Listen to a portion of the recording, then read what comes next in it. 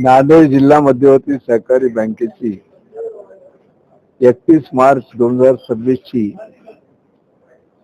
Balance sheet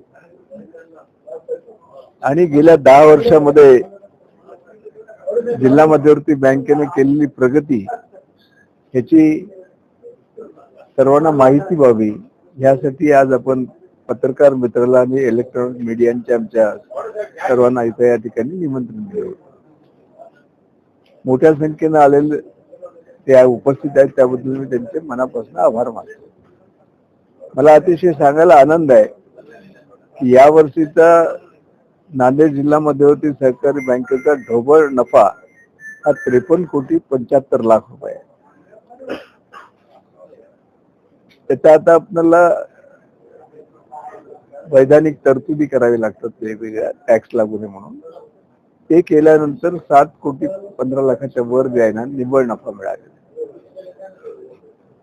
मला सांगायला अतिशय आनंद आहे की खूप चांगली प्रगती आपण केली.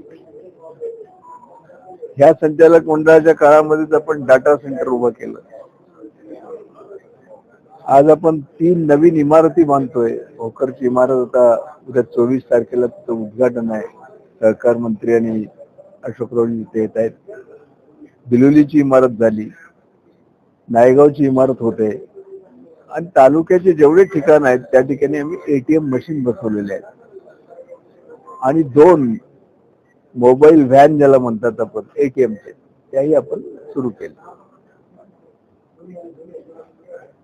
आता आमची नांदेड जिल्हा मध्यवर्ती बँक ही मराठवाड्यातली नंबर 2 ची बँक आहे. लातूर ही पहिल्या नंबरवर आहे आणि आज आपण सर्व दृष्टीने आपली जर बॅलन्स शीट आपण पाहिली तर आपण नंबर 2 वर आहोत. म्हणून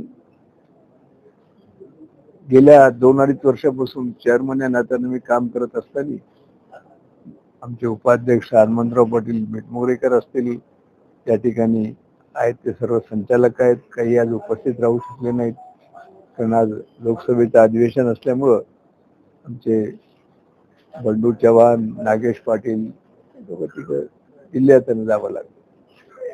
म्हणून त्या सर्वांचं सहकार्य मिळालं आणि आमच्या कर्मचारी मित्रांनी खूप चांगलं काम केलं. तसं आमच्या कर्मचाऱ्यांची संख्या फार कमी आहे, 160-165 आहे. गव्हर्नमेंटच्या सँक्शन स्टेट प्रमाणे जवळपास 550 पाहिजे. तरी पण तेवढ्या कर्मचाऱ्यावर आपण ही बँक अतिशय चांगल्या पद्धतीने चालवली आणि आज आपण मराठवाड्यामध्ये नंबर 2 ची बँक आपली आहे. आज नांदेड जिल्हा मध्यवर्ती सहकारी बँकेच्या 2025-26 या आर्थिक वर्षाच्या ताळेबंदाच्या अनुषंगानं असलेली आर्थिक स्थिती आपल्या समोर मांडण्यासाठी माननीय अध्यक्ष महोदयांनी पत्रकार परिषद बोलवली होती.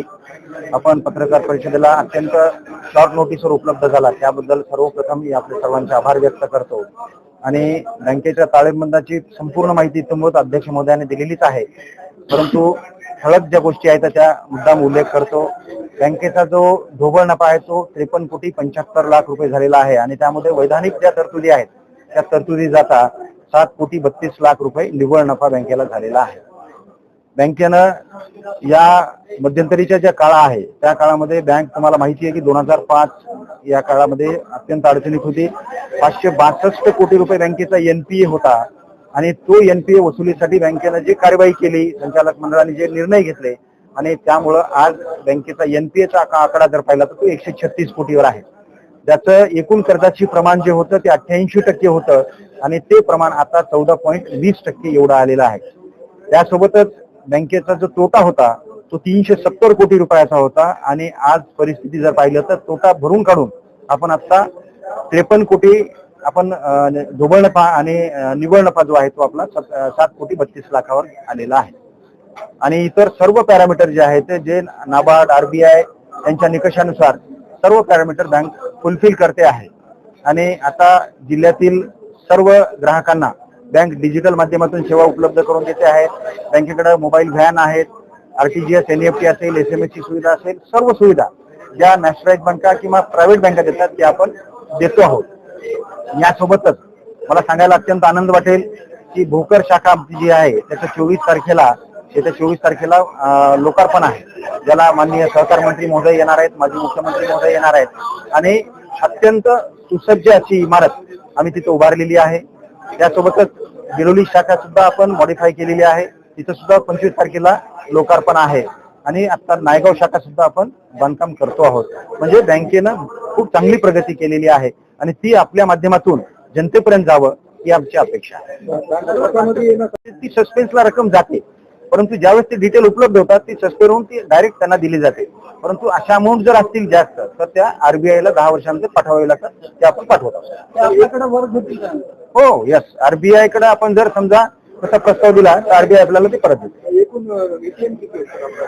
2 लाख एटीएम कार्ड आपल्याकडे आहेत, आपण ग्राहकांना वाटप केलेले आहेत आणि आता आपण जिल्हा बँकेशी व्यवहार करावा. जिल्हा बँक ही आपली बँक आहे, ही शेतकऱ्यांची बँक आहे. जिल्हा बँक ही जिल्ह्यांची आर्थिक नाडी आहे आणि त्यामुळे जिल्हा बँकेच्या माध्यमातून व्यवहार करावे असं मी सर्व जिल्ह्यातील ग्राहकांना आवाहन करेन.